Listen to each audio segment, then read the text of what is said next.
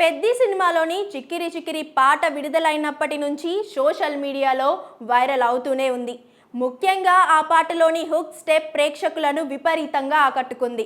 ఇప్పుడు ఆ స్టెప్ వెనుక ఉన్న వ్యక్తి గురించి ఆసక్తికరమైన వ్యాఖ్యలు బయట హల్చల్ చేస్తున్నాయి.